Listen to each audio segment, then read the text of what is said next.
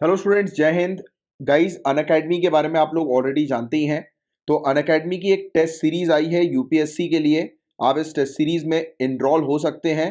और test series में enrol होने के लिए नीचे डिस्क्रिप्शन पर लिंक मैंने आपको प्रोवाइड की हुई है। उस लिंक का यूज करते हुए आप टेस्ट सीरीज में इनरोल हो सकते हैं। और टेस्ट सीरीज की फीस मात्र 3149 रुपीज है। तो अभी के अभी इनरोल जो है वो हो जाइए। आपको कोड जो यूज करना है वो झा सर, कैपिटल लेटर में झा सर कोड का आप उपयोग करेंगे तो आपको डिस्काउंट जो है वो उस टेस्ट सीरीज में मिलेगा। इसके अलावा गाइस, 27 फरवरी ये डेट याद रखो। इस डेट पर आपका एक टेस्ट होने वाला है, वो भी बिल्कुल फ्री। आपको इनरोल करना है इस टेस्ट के लिए, और जब आप इनरोल करेंगे तो भी आपसे कोड मांगा जाएगा, तो आपको कैपिटल लेटर में झा सर कोड का उपयोग करना है। और आपका फ्रेंड या आप कुछ भी चीज अगर अनअकैडमी में परचेज कर रहे हैं तो इस कोड का आप यूज करेंगे तो आपको ह्यूज डिस्काउंट मिलेगा। और ये 27 फरवरी को जो आपके लिए टेस्ट होने वाला है, तो इसमें आपको स्कॉलरशिप भी मिलेगी और काफी सारे अवार्ड भी जो है वो इस बार आपको मिलने वाले हैं। राइट, इसमें आपको जैसे कि ये लोग आईपैड वगैरह, मैकबुक वगैरह, तो ये सब चीजें भी प्रोवाइड करा रहे हैं। और अमेजोन के जो वाउचर्स वगैरह जो होते हैं वो भी आपको इसमें एज अ रिवॉर्ड के तौर पर प्रोवाइड किए जाएंगे। तो अब देखो, रिवॉर्ड वगैरह मैंने आपको हमेशा समझाया कि रिवॉर्ड के लिए तैयारी मत करो। आपका सबसे बड़ा रिवॉर्ड जो है वो आपका सिलेक्शन है। राइट, यूपीएससी सिविल सर्विसेज के अंदर सबसे बड़ा आपका रिवॉर्ड। तो इसलिए रिवॉर्ड के लिए तैयारी मत करो। रिवॉर्ड तो एक आप ये मान के चलो कि चलो आप अच्छा करोगे तो आपको एक वो मिल जाएगा रिटर्न में, कुछ जो है वो एक अचीवमेंट जो है वो आपको मिल जाएगा, तो उसकी तरह बस लो। सिर्फ इसके लिए, रिवॉर्ड के लिए मत पढ़ो। पढ़ो, तैयारी करो आपके मेन रिवॉर्ड के लिए, जो कि है आपका सिलेक्शन। ठीक है, तो इनरोल हो जाओ यार जल्दी से इस पर्टिकुलर टेस्ट सीरीज में। 27 फरवरी डेट याद रखना, टाइम है सुबह के 11 बजे। इस दिन आपका जो है वो कॉम्बैट होगा, अल्ट्रा कॉम्बैट इस दिन होने वाला है। ठीक है, तो ये एक आपको कुछ इन्फॉर्मेशन देनी थी अनअकैडमी से रिलेटेड। और कोड याद रखना यार, झा सर, कैपिटल लेटर में झा सर। तो चार धाम परियोजना के बारे में आपको एक ऑलरेडी जानकारी है ही, तो इस पर हम फिर से जो है वो चर्चा करेंगे। इंटरनेशनल लेबर ऑर्गेनाइजेशन के बारे में एक आपको अच्छी जानकारी होनी चाहिए, वेरी इंपॉर्टेंट टॉपिक। और स्विफ्ट स्विफ्ट एक बहुत इंपॉर्टेंट टॉपिक है, इसकी एक बहुत अच्छी आपको जानकारी होनी चाहिए। Society for worldwide interbank financial telecommunication. फिर सीईसी है, sorry, comprehensive economic cooperation agreement. Mekedatu मुद्दे के बारे में तो आप इतनी बार पढ़ चुके हो, तो इस पर आपको अच्छी एक जानकारी होगी ही। और यूनिफॉर्म सिविल कोड का एक प्रॉपर कॉम्प्रिहेंसिव टॉपिक मैंने आपको प्रोवाइड किया, और आपको शायद याद आ रहा होगा कुछ दिनों पहले भी मैंने आपको इसके बारे में बताया था। यूनिफॉर्म सिविल कोड के बारे में जब मेरे ख्याल से जीएस में हम लोग डिस्कस कर रहे थे, directive principle of state policy के बारे में, आर्टिकल 44 ही है ना शायद। तो हमने जो है वो डिटेल में डिस्कस किया था। और फिर इसके अलावा एक और चीज थी, अभी जो लेटेस्ट मुद्दा जो हम लोग को कर्नाटक के अंदर देखने को मिला था, हिजाब वाला, तो उस दौरान भी इस चीज के बारे में जो है वो मेंशन किया गया था। राइट, और तो ये इस पर मैंने बहुत अच्छा एक आर्टिकल जो है वो आपको प्रोवाइड किया हुआ है, तो उसको जरूर जो है वो कवर करना। राइट, और अभी पूरा मुद्दा यूनिफॉर्म सिविल कोड का सामने क्यों आया है तो उसकी न्यूज मैं आपको बताऊंगा। बाकी एंटी डिफेक्शन लॉ तो कई बार आप लोग कवर कर ही चुके हो। कौन से शेड्यूल के अंदर आती है एंटी डिफेक्शन लॉ, बताइए जरा। दल बदल विरोधी कानून। फिर मिलन 2022 क्या है, तो इस पर हम लोग चर्चा करेंगे, डिस्कस करेंगे। ठीक है, तो GS paper one point of view से काफी इंपॉर्टेंट टॉपिक है चार धाम का। कई बार ये टॉपिक न्यूज में आ चुका है। वेटरन एनवायरमेंटलिस्ट रवि चोपड़ा जी, इन्होंने रेजिग्नेशन दे दिया है। ऑनरेबल सुप्रीम कोर्ट की हाई पावर्ड कमेटी के चेयरमैन थे ये, इन्होंने रिजाइन कर दिया है। और ये ऐसी कमेटी है जो कि चार धाम प्रोजेक्ट के ऊपर जो है वो कार्य कर रही थी, चार धाम प्रोजेक्ट के ऊपर। इनका कहना है कि ये जो हाई पावर कमिटी जो है, ये प्रोटेक्ट नहीं कर पाई हिमालय को, हिमालयन इकोलॉजी को प्रोटेक्ट नहीं कर पाई। क्योंकि ऑब्वियस ही बात है कि इस कमेटी ने जो है वो मना कर दिया था कि चार धाम प्रोजेक्ट जो है वो ना बनाया जाए, क्योंकि एनवायरमेंट के लिए बहुत खतरा है चार धाम प्रोजेक्ट। बट आप जानते हैं, जैसा कि पहले भी हमने चार धाम प्रोजेक्ट के बारे में डिस्कस किया था, जिसमें ऑनरेबल सुप्रीम कोर्ट ने खुद जो है वो अब अलाउ कर दिया है। किस ग्राउंड के ऊपर, तो डिफेंस, मिनिस्ट्री ऑफ डिफेंस ने जो है वो ये चीज बोली थी कि इंडियन आर्मी के लिए ये बहुत ज्यादा जरूरी है कि ये चार धाम प्रोजेक्ट जो है वो बनना चाहिए स्ट्रेटेजिक पॉइंट ऑफ व्यू से। तो नेशनल सिक्योरिटी और स्ट्रेटेजिक पॉइंट ऑफ व्यू से देखते हुए ऑनरेबल सुप्रीम कोर्ट ने अलाउ कर दिया चार धाम प्रोजेक्ट को। एंड यस, चाइना को टच करती है ये पर्टिकुलर प्रोजेक्ट। मतलब इस प्रोजेक्ट के थ्रू जो है वो अगर हमारी इंडियन आर्मी को डिप्लॉय करना है इंडो चाइना बॉर्डर के पास, तो जल्दी जल्दी किया जा सकता है। तो नेशनल सिक्योरिटी को ध्यान में रखते हुए और स्ट्रेटेजिक पॉइंट ऑफ व्यू को ध्यान में रखते हुए इस प्रोजेक्ट को अलाउ किया गया है। और अभी ये प्रोजेक्ट न्यूज में इसलिए आया है क्योंकि जो रवि चोपड़ा जी जो हैं, जो चेयरमैन थे सुप्रीम कोर्ट की हाई पावर्ड कमेटी के, उन्होंने रेजिग्नेशन दे दिया, क्योंकि ये बिल्कुल भी नहीं चाहते थे कि इस क्षेत्र पे जो है ये प्रोजेक्ट बने। क्योंकि इस प्रोजेक्ट से जुड़े काफी सारी प्रॉब्लम्स हैं जो एनवायरमेंट को डैमेज करती हैं। एनवायरमेंट के लिए काफी डिजास्टर्स है ये प्रोजेक्ट। माना जाता है। तो पूरा इशू, पूरा मुद्दा जो है वो क्या है? तो रेजिग्नेशन लेटर जो है वो दिया गया है सेक्रेटरी जनरल को सुप्रीम कोर्ट के 27 जनवरी को।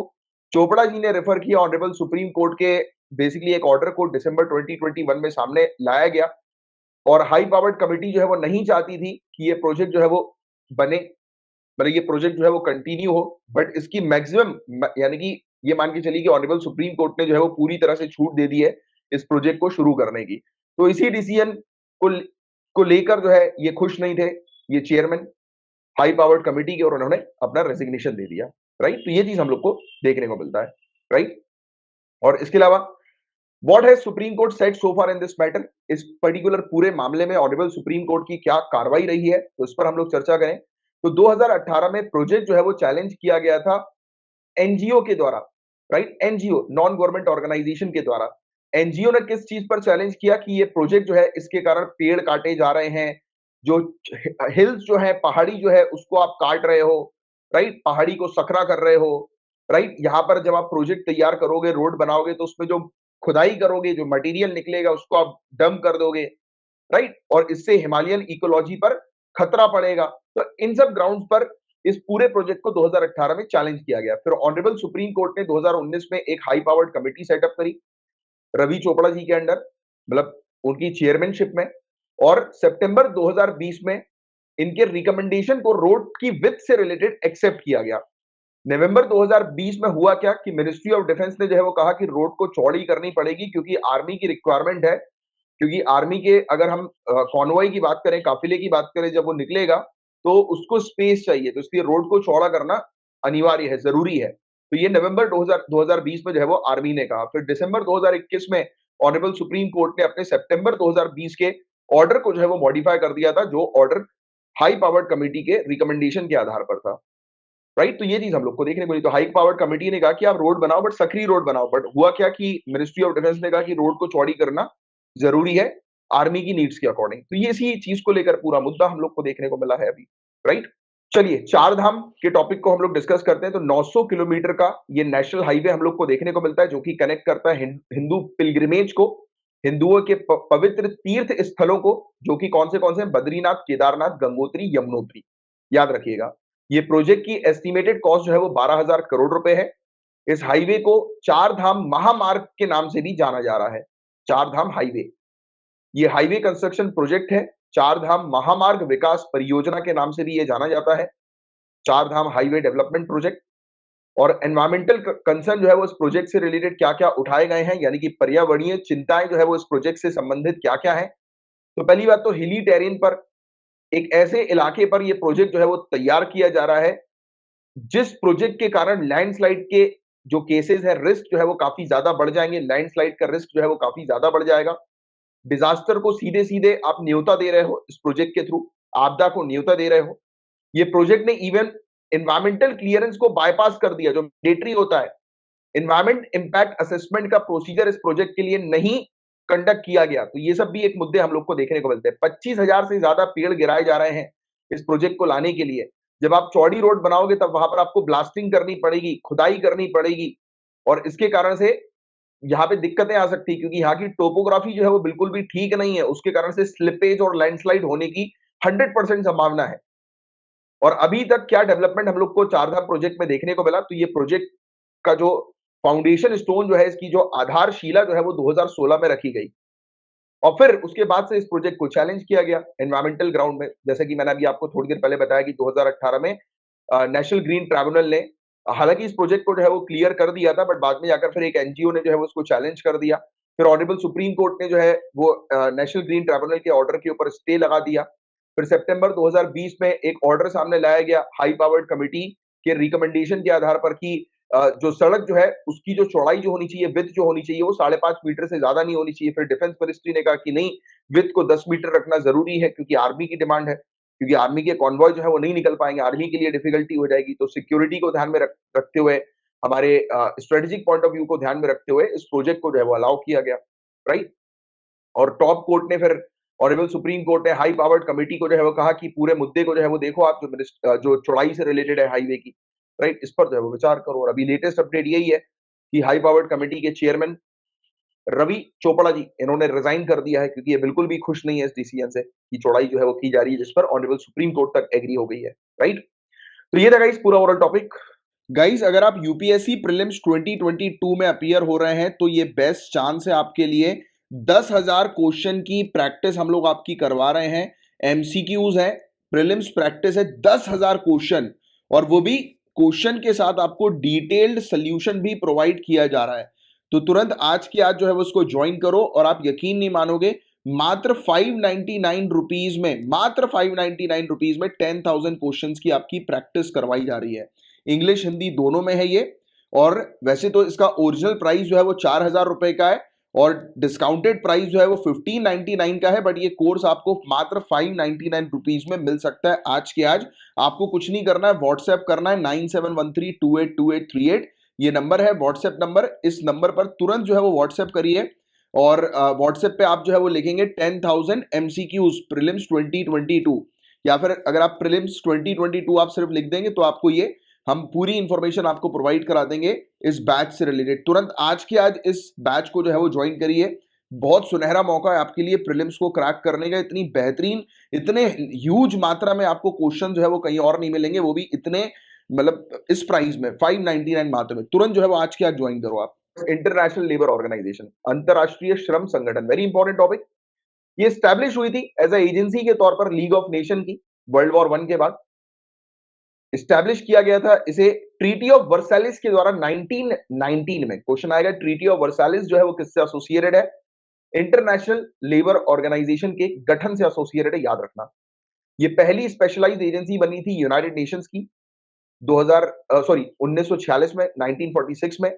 इसे नोबेल पीस प्राइज भी जो है वो 1969 में मिला है, और ये इकलौती ट्राइपर्टाइट यूनाइटेड नेशन की एजेंसी है, एकमात्र त्रिपक्षीय एजेंसी है ये संयुक्त राष्ट्र की।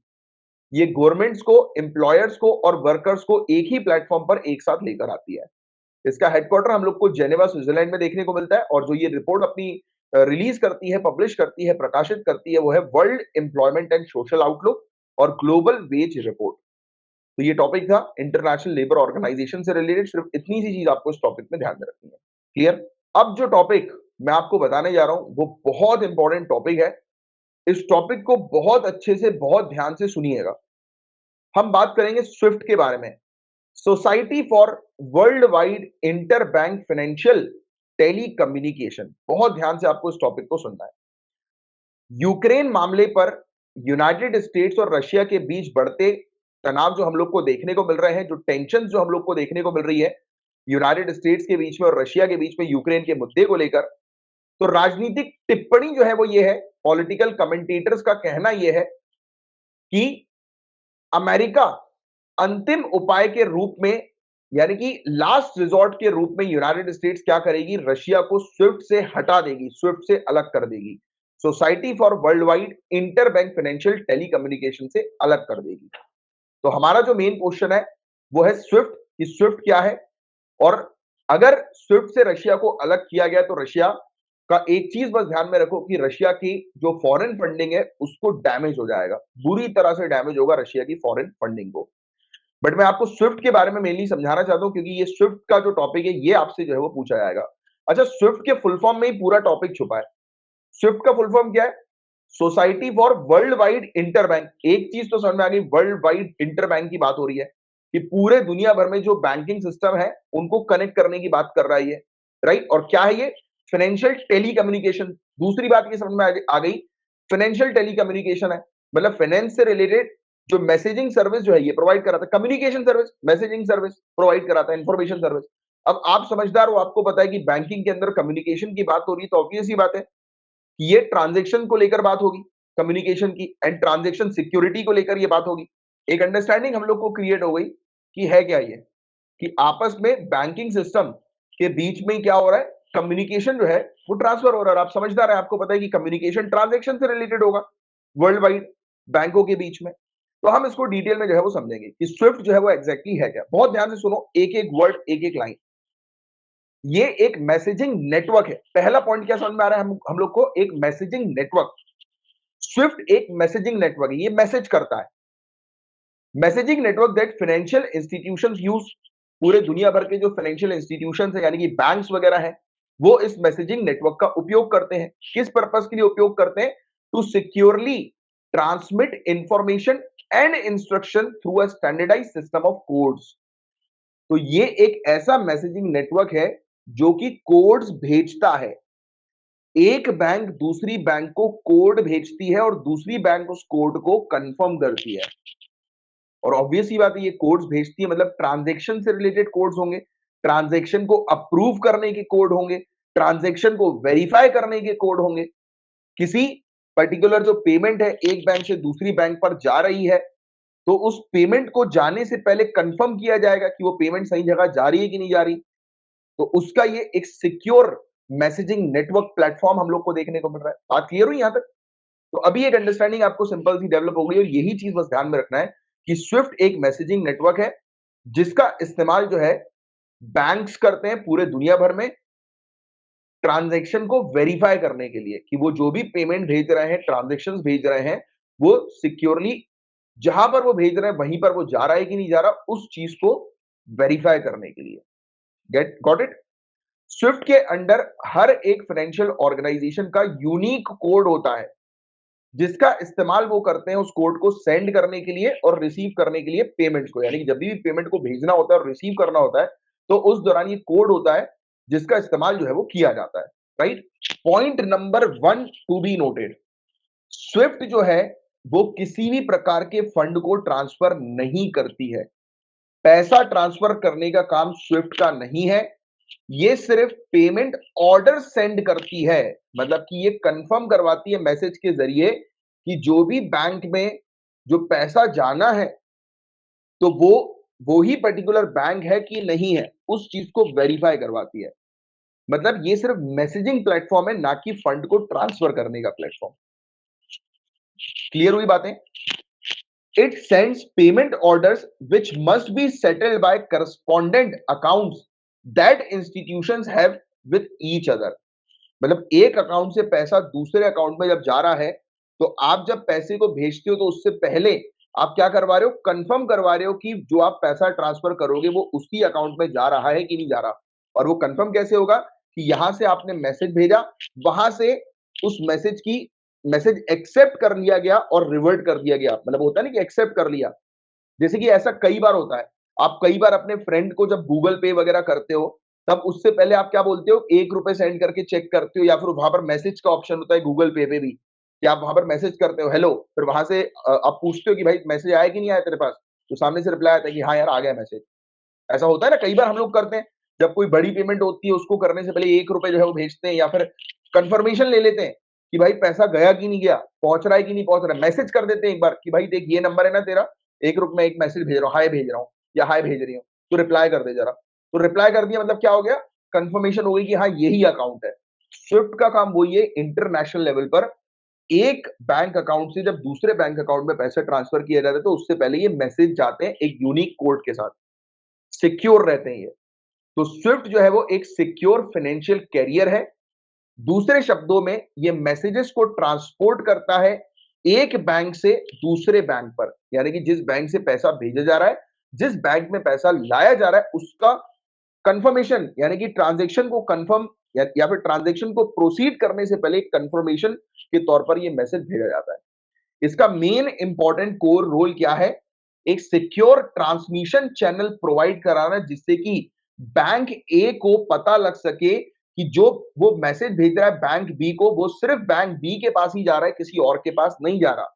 जैसे आप जब गूगल पे पर किसी व्यक्ति को मैसेज पहले भेजते हो तो आप पहले कंफर्म करते हो कि भाई आपने जहां मैसेज भेजा है वहीं वो मैसेज गया। इसका मतलब है कि अब जब आप पेमेंट भेजोगे तो वो वही पेमेंट आपके दोस्त के पास जाएगा। अब बात क्लियर हुई? और फिर बैंक बी जो है वो क्या करता है? बैंक बी को पता लग जाता है कि बैंक ए की तरफ से जो है मैसेज आया, मतलब आपका फ्रेंड भी आपको जो है वो थम्स अप कर देता है कि हाँ भाई आया है, तेरा मैसेज मेरे पास आ गया है, कर दे इस पे ट्रांसफर, है ना? तो ये चीज तो बैंक दोनों दोनों पार्टीज को पता लगता है कि जो वो ट्रांजेक्शन कर रहे हैं वो एक दूसरे के बीच में ही है, वो कहीं और दूसरी जगह पर नहीं जा रहा, सिक्योर्ड है। राइट? तो ये उसका काम करती है SWIFT. And banks of course need to have check in place before actual sending messages. तो बैंक जो है वो पहले कोड्स वगैरह को चेक करती है कि वो कोड जो है वो है कि नहीं, मतलब कि वहां पर अवेलेबल है कि नहीं इस टाइप का कोड जहां पर वो भेज रहा है, उस कंट्री में वो बैंक है कि नहीं। तो वो पहले अपनी तरफ से सुनिश्चित करती है, फिर वो मैसेज भेजती है, और फिर मैसेज भेजने के बाद जैसे ही कंफर्मेशन आता है तो फिर वो ट्रांजेक्शन जो है वो सेंड कर देती है, मतलब वो पेमेंट जो है वो सेंड कर देती है। तो ये चीज हम लोग को देखने को मिलती है। और कहां पर ये स्विफ्ट लोकेटेड है, तो बेल्जियम हेडक्वार्टर है इसका, बेल्जियम में ये स्विफ्ट का हेडक्वार्टर। 11,000 से भी ज्यादा बैंकिंग और सिक्योरिटीज ऑर्गेनाइजेशन इसका हिस्सा है। 200 कंट्री और टेरिटरी से ज्यादा में ये ऑपरेट करती हैं। इसे कैसे एडमिनिस्टर किया जाता है, तो G10 सेंट्रल बैंक जो बेल्जियम के, कनाडा के, France, Germany, Italy, Japan, Netherlands, UK, United States, Switzerland, Sweden के जो ये बैंक्स हैं, ये इसे रेगुलेट करते हैं, मॉनिटर करते हैं। और इवन यूरोपियन सेंट्रल बैंक भी साथ ही साथ इसे एडमिनिस्टर करता है, इसका प्रशासन करता है, इसको रेगुलेट करता है, मॉनिटर करता है। और इसका जो ओवरसीयर है, मतलब कि इसको जो चेक करता है, मतलब मॉनिटर जो करता है, वो बेल्जियम का नेशनल बैंक हम लोग को देखने को मिलता है, जहां पर इसका हेडक्वार्टर है। और स्विफ्ट जो है, इसका एक ओवरसाइट फोरम भी है, जो कि 2012 में इन्होंने स्टैब्लिश किया था। और इसको अभी तक India, Australia, Russia, South Korea, Saudi Arabia, Singapore, South Africa, Republic of Turkey, China, इन लोगों ने ज्वाइन किया हुआ है। इसकी ये पार्टिसिपेंट्स हैं, इनकी मतलब इन कंट्रीज के सेंट्रल बैंक इसके पार्टिसिपेंट्स हैं, राइट। और एक स्विफ्ट इंडिया भी है। स्विफ्ट इंडिया क्या है, ज्वाइंट वेंचर है हमारी कंट्री के जो टॉप पब्लिक और प्राइवेट सेक्टर बैंक्स हैं और जो स्विफ्ट है, उनके बीच में एक ज्वाइंट वेंचर हुआ है। ये कंपनी इन्होंने क्रिएट करी है, एस्टैब्लिश करी है, जिससे कि high quality domestic financial messaging service जो है वो इंडियन फाइनेंशियल कम्युनिटी तक जो है वो पहुंच सके। मतलब कि इंडिया में जो बैंकों के बीच में जो ट्रांजेक्शन होता है, तो उसके लिए भी हम स्विफ्ट इंडिया का जो है वो उपयोग करते हैं, इंटर बैंक ट्रांजेक्शन के लिए भी, डोमेस्टिक ट्रांजेक्शन के लिए भी। और स्विफ्ट का सिग्निफिकेंस क्या है, तो जो भी मैसेजेस जो है वो स्विफ्ट के कस्टमर्स के द्वारा जो है वो भेजे जाते हैं, उसको ऑथेंटिकेट किया जाता है, मतलब कि पता लगाया जाता है उसके बारे में, किसके द्वारा, एक स्पेशलाइज्ड सिक्योरिटी और आइडेंटिफिकेशन टेक्नोलॉजी के द्वारा। और जो भी इंक्रिप्शन जो हम लोग को देखने को मिलता है, इंक्रिप्शन जो यानी कि सिक्योरिटी इसमें ऐड कर दी जाती है एक बार जैसे ही ये कस्टमर के एनवायरमेंट को छोड़ता है, यानी कि आपने जैसे ही एक मैसेज जो है वो सेंड किया, तो मैसेज के साथ ही साथ एक सिक्योरिटी भी इसमें अटैच हो जाती है, जो कि इस पूरी प्रोसेस को जो है वो बहुत ही सिक्योर, बहुत ही सेफ और एन्क्रिप्टेड बनाती है, राइट।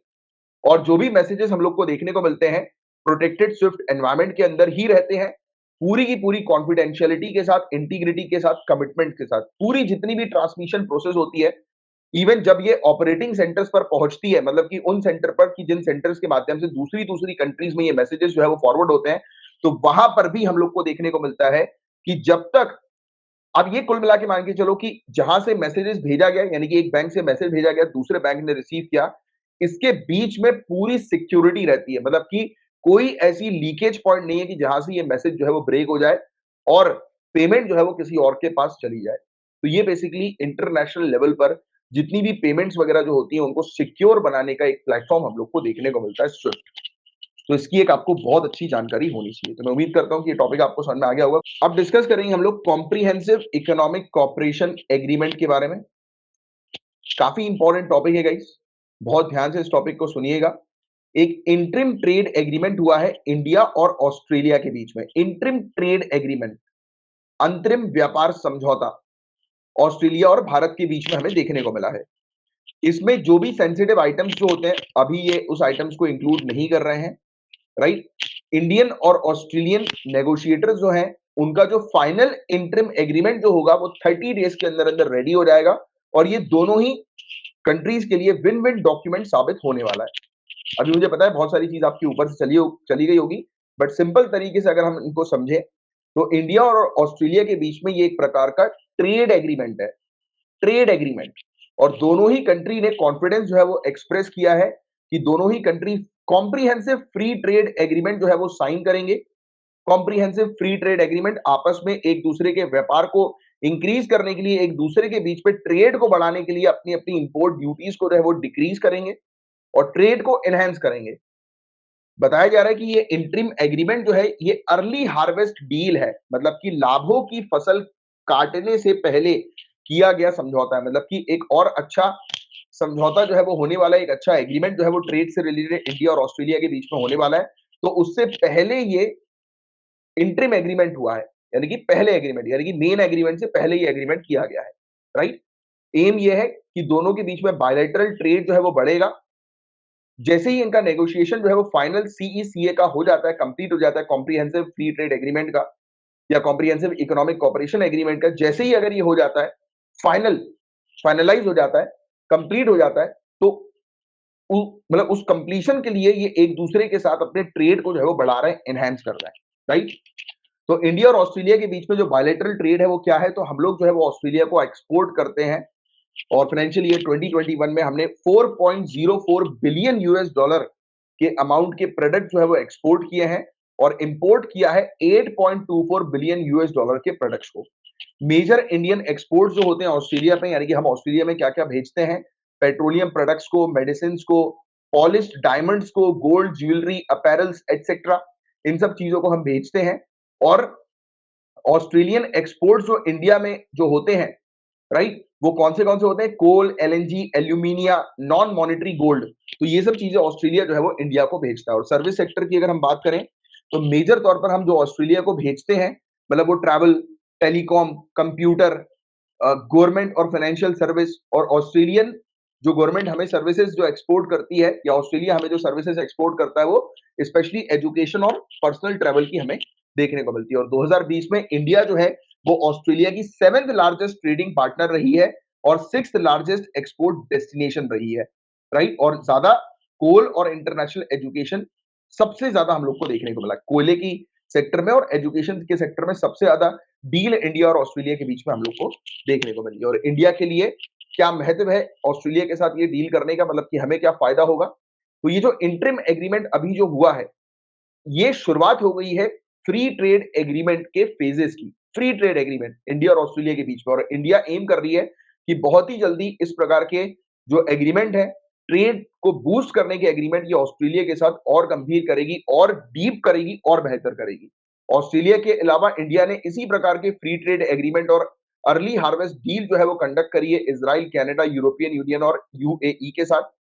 गल्फ कॉपरेशन काउंसिल के अंदर 6 कंट्री हम लोग को देखने को मिलती है जिन्होंने इंडिया के साथ फ्री ट्रेड एग्रीमेंट को करने का इंटरेस्ट जो है वो जाहिर किया है। और ये है Bahrain, Kuwait, Oman, Qatar, UAE, Saudi Arabia. ये सब कंट्रीज भी इंडिया के साथ ट्रेड एग्रीमेंट करने के लिए काफी ज्यादा इंटरेस्टेड है। तो ये चीज है जो हम लोग को न्यूज में देखने को मिली है। बट आपको ये समझना जरूरी है कि कॉम्प्रिहेंसिव इकोनॉमिक कॉपरेशन एग्रीमेंट और कॉम्प्रिहेंसिव इकोनॉमिक पार्टनरशिप एग्रीमेंट यानी कि सीईसीए और सीईपीए, इन दोनों के बीच में क्या डिफरेंस है। तो मेजर टेक्निकल डिफरेंस जो कॉम्प्रिहेंसिव इकोनॉमिक कॉपरेशन एग्रीमेंट का जो हमें देखने को मिलता है, कॉपरेशन एग्रीमेंट, देखो नाम से क्या समझ आ रहा है, एक तरफ है कॉपरेशन, एक तरफ है पार्टनरशिप, बाकी सब चीज सेम है। तो कॉपरेशन मतलब आप जैसे कि आप जब नई नई डील करते हो किसी के साथ, राइट, जैसे कि आप नए नए किसी के साथ मिले हो, नया नया टाका आपका बेड़ा है किसी के साथ, तो वो क्या हो रहा है, थोड़ा थोड़ा कॉपरेशन हो रहा है, धीरे धीरे करके थोड़ी बहुत बातचीत हो रही है, हाय हेलो हो रहा है, राइट। पर जैसे ही आपका रिलेशनशिप डीप होता है, गहरा होता है, तब आप क्या बोलते हो, ये हमारे पार्टनर है। और आप जानते हो, समझदार हो, पार्टनरशिप जो है वो कॉपरेशन से ज्यादा बड़ी होती है। मतलब जब आप किसी कंट्री के साथ जब पार्टनरशिप पे उतर आते हो तो मतलब आपकी जो डील्स है उनके साथ और गहरी है। और कॉपरेशन का मतलब आप उनके साथ एक प्रकार का हल्का फुल्का ट्रीट कर रहे हो, यानी कि अपनी नीड्स को फुलफिल करने के लिए और वो अपनी नीड्स को फुलफिल करने के लिए एक समझौते पर, मतलब एक इस प्रकार की, मतलब सहमति पर उतर आए हैं, एक दूसरे के साथ मिले हैं वो अपने अपने इंटरेस्ट के लिए। फिर पार्टनरशिप जो होती है वो और गहरी हो जाती है और डीप हो जाती है, राइट। तो यही मेजर टेक्निकल डिफरेंस है सीईसीए और सीईपीए के बीच में। सीईसीए जो कॉपरेशन वाला जो है उसके अंदर सिर्फ टैरिफ रिडक्शन इन्वॉल्व है कि आपने जो है वो फेज मैनर में, फेज वाइज जो है वो टैरिफ को रिड्यूस कर दिया लिस्टेड आइटम्स में या सभी आइटम्स में, राइट। नेगेटिव लिस्ट को छोड़कर, यानी कि कुछ ऐसे आइटम्स हम लोग को देखने को मिलते हैं जिसके अंदर या फिर कुछ कोटा प्रोडक्ट्स जो हम लोग को देखने को मिलते हैं जिसमें नेगोशिएट नहीं किया जाता, बाकी दूसरे प्रोडक्ट्स में जो मेंशन रहते हैं तो उसमें नेगोशिएट कर लिया जाता है, जिसमें कस्टम ड्यूटी को रिड्यूस कर दिया जाता है। फिर वो पार्टनरशिप एग्रीमेंट के अंदर हम लोग को देखने को मिलता है सर्विस और इन्वेस्टमेंट में भी ट्रेड इंक्लूड होता है, मतलब कुल मिलाकर प्रॉपर पार्टनरशिप होती है कंट्री के बीच में। तो इसलिए जो पार्टनरशिप एग्रीमेंट जो होता है वो और वाइड होता है as compare to cooperation agreement. तो टर्म से ही हम लोग को समझ में आ रहा है, पहली डिफरेंस आपका क्लियर हो गया। और यूजुअली पहले होता है कॉपरेशन और फिर होता है पार्टनरशिप। तो वही चीज जो मैंने आपको ऑलरेडी एक्सप्लेन कर दी, अंडरस्टैंडिंग आपकी बिल्डअप कर दी है, क्लियर हो गया। गाइस हम डिस्कस करेंगे मेके धातु विवाद के बारे में, a very important topic guys. तो सबसे पहले तो आपको मेकेदातु के बारे में, ये प्रोजेक्ट के बारे में एक आइडिया होना चाहिए, फिर उसके बाद हम विवाद के बारे में डिस्कस करेंगे। तो आप ध्यान में रखिएगा, ये एक मल्टीपर्पस बहुउद्देशीय परियोजना है। बहुउद्देशीय यानी कि जल और विद्युत दोनों के लिए, मतलब कि ड्रिंकिंग और पावर दोनों पर्पस के लिए प्रोजेक्ट बनाया जा रहा है। इस परियोजना के तहत कर्नाटक के रामनगर जिले में कनकपुरा के पास एक संतुलन जलाशय का निर्माण किया जाना प्रस्तावित है। तो प्रपोजल ये है कि बैलेंसिंग रिजर्वायर जो है वो बनाया जाएगा कनकपुरा में, या के नजदीक ही, कर्नाटक के अंदर जो रामनगर डिस्ट्रिक्ट है वहां पर। और इस परियोजना का क्या उद्देश्य है, तो बेंगलुरु शहर और इसके आसपास के जो एरिया है वहां पर पीने के प्रयोजन हेतु पानी, ड्रिंकिंग वाटर को इंश्योर करना है। बेंगलुरु और उसके आसपास के एरियाज में लगभग बताया जा रहा है 4.75 टीएमसी, टीएमसी यानी कि 1000 मिलियन क्यूबिक फीट वाटर जो है वो यहाँ पर बताया जा रहा है कि अवेलेबल कराना है बेंगलुरु और उसके आसपास के एरियाज में। और इस परियोजना के माध्यम से लगभग 400 मेगावाट बिजली उत्पन्न करने का भी प्रस्ताव किया गया है। 400 मेगावाट पावर भी ये प्रोजेक्ट जनरेट करेगा। तो ड्रिंकिंग और पावर दोनों पर्पस के लिए प्रोजेक्ट जो है वो हमें देखने को मिल रहा है। और इस परियोजना पर जो लागत लगेगी, जो एस्टिमेटेड कॉस्ट जो है इस प्रोजेक्ट की, वो 9000 करोड़ रुपीस बताई जा रही है।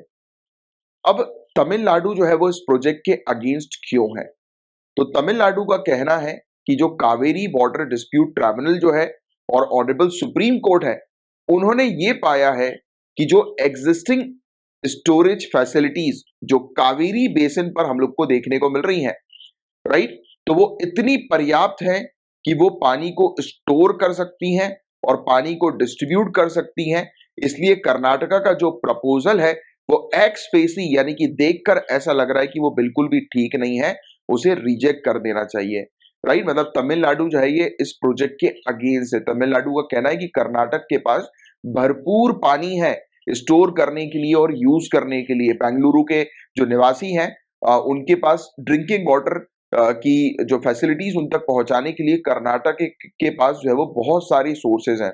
तो कर्नाटक जो ये डैम बनाना चाह रहा है, रिजर्वायर बनाना चाह रहा है, वो बिल्कुल भी ठीक नहीं है, राइट। तो इसलिए तमिलनाडु जो है वो इस प्रोजेक्ट के अगेंस्ट है।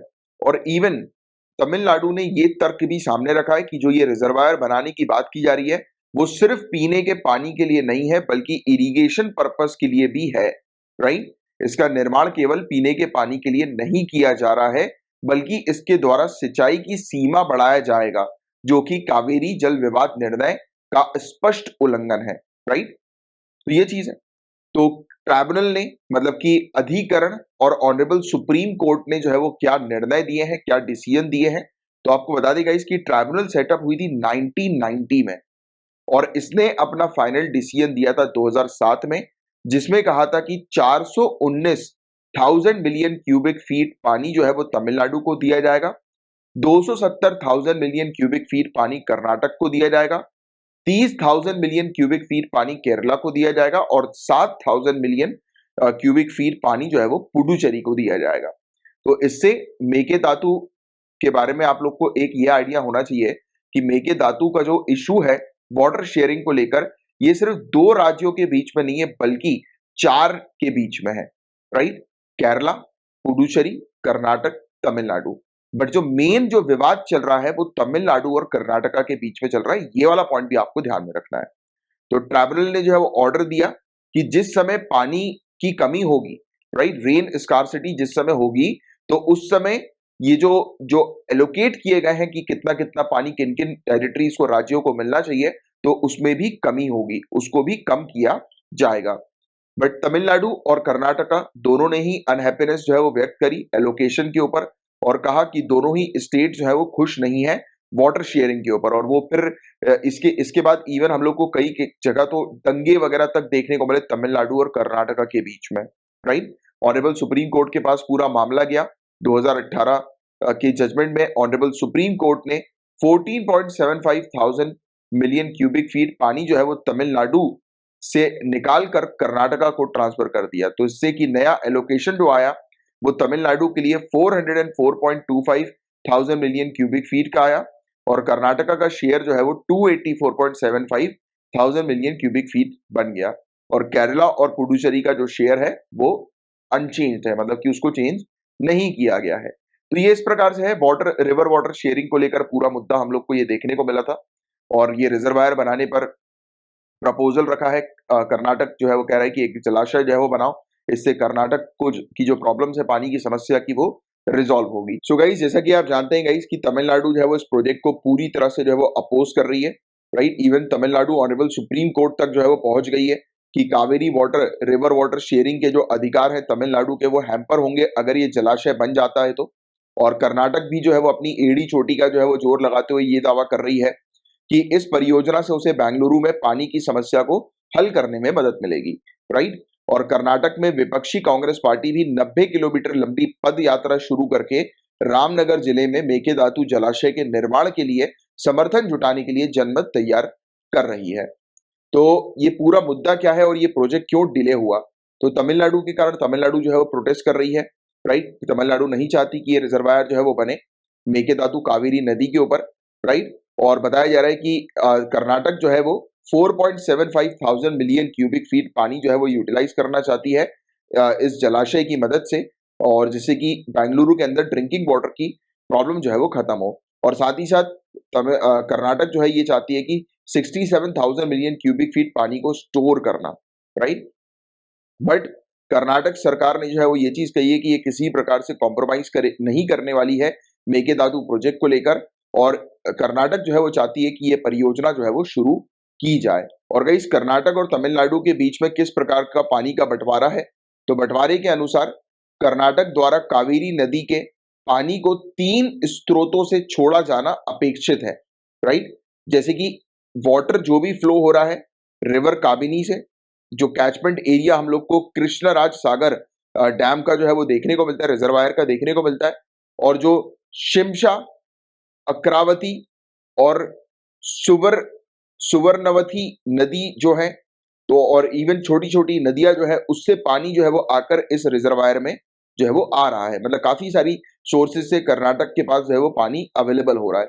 सेकेंडली, पानी जो है वो काबिनी डैम से भी जो है वो रिलीज हो रहा है। और तीसरा सोर्स जो कर्नाटक के पास पानी का है वो कृष्णराज सागर डैम से है। और अगर हम बात करें सेकंड और थर्ड सोर्स की, यानी कि कृष्णराज सागर डैम की बात करें और काबिनी डैम की अगर हम लोग बात करें, तो बताया जा रहा है कि ये पूरी तरह से ये दोनों डैम जो है वो कर्नाटक के कंट्रोल में है। और पानी जो तमिलनाडु को रिलीज किया जाता है वो तब किया जाता है जब कर्नाटक सफिशिएंट अपना पानी जो है वो स्टोर कर ले अपनी नीड्स के अकॉर्डिंग, राइट। और इसलिए कोई भी डैम जो है वो पहले सोर्स पर हम लोग को नहीं देखने को मिल रहा है। और वाटर जो है वो इन एरियाज पर फ्रीली जो है वो तमिलनाडु पर बिना किसी हिच के, बिना किसी रुकावट के, रोक टोक के जो है वो फ्लो करवाया जा रहा है। बट आज की डेट में तमिलनाडु स्टेट गवर्नमेंट का ये कहना है कि कर्नाटक जो है वो कॉन्स्पिरेसी जो है वो कर रही है। कर्नाटक जो है वो एक साजिश कर रही है कि जिसके चलते मेकेदातु डैम के माध्यम से तमिलनाडु के पास जो पानी आता है, राइट, तो वो ब्लॉक हो जाए, राइट, वो रुक जाए। और मेकेदातु जोन जो है वो गाइस लास्ट फ्री पॉइंट हम लोग को देखने को मिल रहा है जहां पर कावेरी नदी का पानी जो है वो अनरिस्ट्रिक्ट तरीके से तमिलनाडु में जो है वो फ्लो करता है कर्नाटक से। तो ये कुछ इश्यूज हैं जिसके बारे में एक आपको जो है वो आइडिया होना चाहिए। मैं आपको अगर शॉर्ट सिंपल तरीके से समझाऊं तो बात ये है, ध्यान से समझिए, कि कावेरी नदी का पानी और छोटी मोटी नदियों से जो पानी, माइनर नदियों से जो पानी जो है वो कर्नाटक से नीचे तमिलनाडु की तरफ जो आता है, राइट। तो प्रॉब्लम यह है कि काफी सारे ऐसे रिजर्वायर्स हैं, जैसे कृष्णा सागर डैम की बात करें रिजर्वायर की, कृष्णा सागर राज रिजर्वायर की, और अगर काबिनी रिजर्वायर की अगर हम लोग बात करें, राइट, कृष्णा राज सागर डैम की और काबिनी डैम की अगर हम लोग बात करें, तो ये सब जो डैम्स हैं, तो इन पर पर्याप्त पानी स्टोर करने के बाद जो पानी है वो नीचे तमिलनाडु की तरफ रिलीज किया जाता है। और भी काफी सारी माइनर रिवर्स हैं जहां से बिना रिस्ट्रिक्शन के पानी जो है वो तमिलनाडु के पास आ जाता है। बट अगर मेकेदातु डैम बनता है, रिजर्वायर बनता है, तो तमिलनाडु के पास जो है वो पानी फ्रीली नहीं आएगा, उस पर भी कंट्रोल करेगी कर्नाटक, राइट। तो इसीलिए तमिलनाडु जो है वो नहीं चाह रहा है, क्योंकि तमिलनाडु को ये चीज पता है कि अगर ये मेकेदातु रिजर्वायर अगर बन जाता है, जलाशय बन जाता है, तो तमिलनाडु के पास फ्री फ्लो तरीके से जो आज की डेट में पानी आ रहा है वो नहीं आएगा। तो इसको लेकर तमिलनाडु जो है वो विवाद उठा रहा है। और कर्नाटक ये कहता है कि ये रिजर्वायर अगर बन जाता है तो बेंगलुरु के लोगों को पीने की पानी की जो समस्या है वो रिजॉल्व हो जाएगी। तो ये पूरा मुद्दा है कर्नाटक और तमिलनाडु के बीच में, जो आपको थोड़ा सा ध्यान में रखना है। और केंद्र ने कहा है कि इस प्रोजेक्ट को शुरू करने के लिए कावेरी वाटर मैनेजमेंट अथॉरिटी के अप्रूवल की आवश्यकता पड़ेगी और डिटेल प्रोजेक्ट रिपोर्ट जो है वो सेंड की जा चुकी है कर्नाटक के द्वारा और कावेरी वाटर मैनेजमेंट अथॉरिटी के सामने ये प्रस्तुत कर दी गई है कई बार अप्रूवल के लिए। बट डिस्कशन जो है वो इस इशू का इसलिए नहीं लिया जा रहा है क्योंकि तमिलनाडु और कर्नाटक के बीच में सहमति नहीं बन रही है, राइट। और कावेरी वाटर डिस्प्यूट ट्राइब्यूनल का जो फाइनल अवार्ड है, राइट, जो अंतिम निर्णय है जिसे ऑनरेबल सुप्रीम कोर्ट द्वारा संशोधित किया गया था, मॉडिफाई किया गया था, इसके अनुसार जल शक्ति मंत्रालय द्वारा डिटेल्ड प्रोजेक्ट रिपोर्ट पर विचार करने के लिए पहले कावेरी वाटर मैनेजमेंट अथॉरिटी का अप्रूवल लेना आवश्यक है। तो ऑनरेबल सुप्रीम कोर्ट ने भी कह दिया है कि पहले कावेरी वाटर मैनेजमेंट अथॉरिटी जो है ये अपना अप्रूवल देगी, उसी के बाद जो है वो केंद्र इस प्रोजेक्ट को आगे बढ़ा सकेगी। सिंस ये प्रोजेक्ट जो है वो प्रपोज किया गया है इंटर स्टेट रिवर को लेकर, यानी कि कावेरी नदी के बीच में, यानी कि इंटर स्टेट रिवर है ये, इसको लेकर इस पर ये प्रपोजल है, तो ऑब्वियस ही बात है कि जो लोअर राइपेरियन स्टेट्स हैं, जो यानी कि जो नीचे की तरफ जो स्टेट्स हैं, तो उनके अप्रूवल की आवश्यकता होगी। क्योंकि अगर कोई भी कंस्ट्रक्शन, अगर नदी है एक ऊपर से नीचे की तरफ बह रही है और ऊपर की तरफ में अगर कोई कंस्ट्रक्शन आप क्रिएट करोगे तो नदी के पानी में रुकावट आएगी, जिससे कहीं ना कहीं प्रॉब्लम जो है वो नीचे वाले क्षेत्रों को होंगी। तो यही एक चीज को, इस प्रिंसिपल्स को फॉलो किया जाता है कि अगर इंटर स्टेट रिवर है और ऊपर से रिवर अगर नीचे की तरफ जा रही है तो नीचे लोअर एरियाज वाली जो स्टेट्स हैं, टेरिटरीज हैं, राइट, तो उन पर उनके अप्रूवल की आवश्यकता होती है किसी भी कंस्ट्रक्शन को क्रिएट करने से पहले। तो यही है पूरा डिस्प्यूट जो हम लोग को देखने को मिल रहा है कर्नाटक और तमिलनाडु के बीच में, जिसके बारे में एक आपको आइडिया होना चाहिए काफी डिटेल में गाइस, राइट। एक अपडेट मुझे आपको इसकी प्रोवाइड करानी है।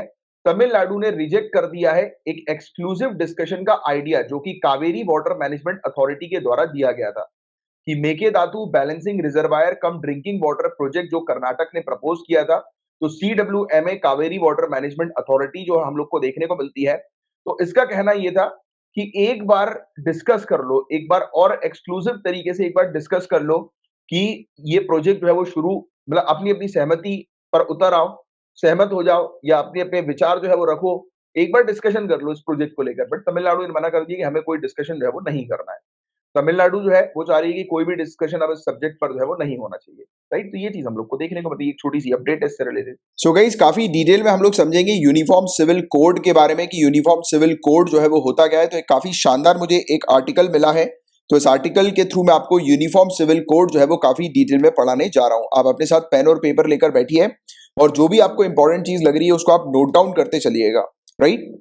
और ये आर्टिकल जो है वो हिंदी का एक आर्टिकल है और काफी अच्छा आर्टिकल है। तो आप अगर स्टूडेंट जो भी इंग्लिश मीडियम से एग्जाम को लिख रहे हैं, तो मैं जो आपको चीजें समझाऊंगा उसको आपकी अंडरस्टैंडिंग के अकॉर्डिंग इंग्लिश में आप नोट्स अपने बनाकर रखिएगा, राइट। देखो यूनिफॉर्म सिविल कोड है क्या। तो यूनिफॉर्म सिविल कोड का सिंपल सा मतलब यह है कि देश में हर नागरिक के लिए एक समान कानून होना, एक जैसा कानून होना, चाहे वो किसी भी धर्म या जाति से ताल्लुक क्यों ना रखते हो, सभी के लिए एक जैसा कानून होगा। तो पॉइंट टू बी नोटेड, ये यूनिफॉर्म सिविल कोड का मतलब सभी के लिए एक समान कानून होना, इसका मतलब बताया जा रहा है। और फिलहाल देश में अलग अलग धर्म के लिए अलग अलग पर्सनल लॉ हम लोग को देखने को मिलते हैं। हिंदू पर्सनल लॉ, मुस्लिम पर्सनल लॉ पढ़ा है ना आपने, सुना होगा। और यूनिफॉर्म सिविल कोड लागू होने से हर धर्म के लिए एक जैसा कानून आ जाएगा। हिंदू हो, मुस्लिम हो, सिख हो या ईसाई हो, सबके लिए शादी, तलाक, पैतृक संपत्ति जैसे मामलों पर एक तरह का कानून जो है वो लागू हो जाएगा। और महिलाओं को अपने पिता की संपत्ति पर अधिकार और गोद लेने जैसे मामलों में भी एक समान नियम लागू होगा, यानी कि महिलाओं के लिए भी। तो ये चीज यहां पर बताई जा रही है। बट इसका काफी ज्यादा विरोध होता है। क्यों इसका विरोध होता है, क्यों इसके अगेंस्ट जो है वो लोग बात करते हैं। तो देश में जब भी सभी समुदायों के लिए एक जैसे कानून और नियम लाने की बात होती है तो उसका विरोध होता आ रहा है। और इसी तरह जब कॉमन सिविल कोड की बात सामने आई तो उसका विरोध शुरू हो गया। आजादी के तत्काल बाद 1951 में जब तत्कालीन कानून मंत्री डॉक्टर BR अंबेडकर ने हिंदू समाज के लिए हिंदू कोड बिल लाने की कोशिश की तो ना सिर्फ इसका जोरदार विरोध हुआ बल्कि सिर्फ एक धर्म विशेष के लिए ऐसा कानून लाने पर सवाल उठाए गए। देश में जबरदस्त विरोध के बाद इस बिल को 4 हिस्सों में बांट दिया गया था।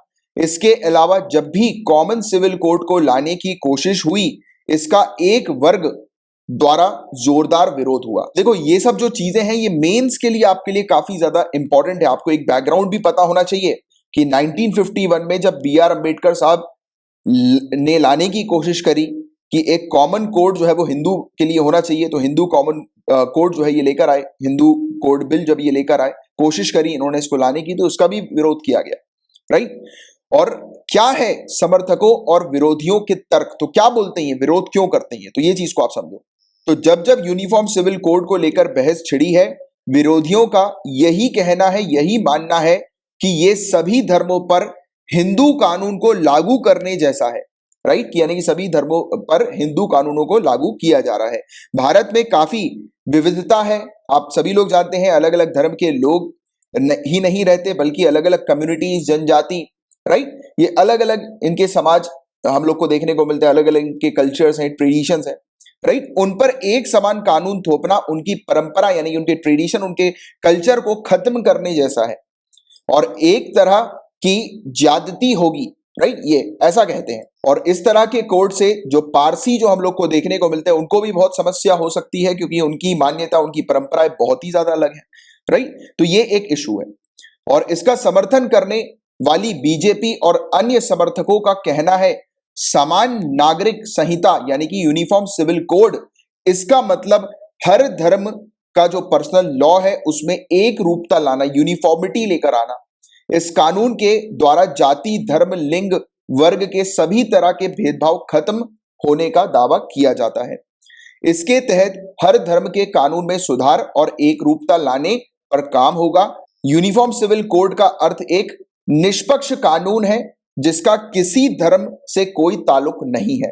तो ये इसके सपोर्टर्स कहते हैं। तो हमने दो चीज जानी कि इसको सपोर्ट करने वाले लोगों का क्या कहना है और इसके विरोध करने वाले लोगों का क्या कहना है। इसको एक बार मैं पॉइंट्स में आपको बता देता हूं।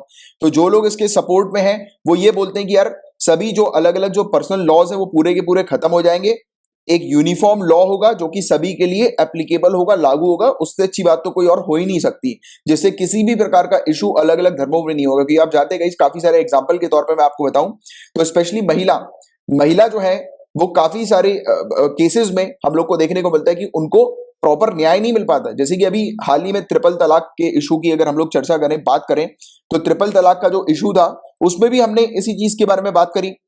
देखा कि मुस्लिम्स का जो पर्सनल लॉ था ट्रिपल तलाक को लेकर, उसमें महिलाओं को बहुत इशू होता था, क्योंकि ट्रिपल तलाक का जो लॉ था वो क्या कहता था, वो ये कहता था कि जो मेन है, पुरुष जो है वो अपनी पत्नी को 3 बार तलाक देकर उसको जो है वो हटा सकता है, अपने संबंध से निकाल सकता है, राइट। तो ये चीज आपको बताओगे ना, 3 बार तलाक देकर उससे संबंध खत्म कर सकता है।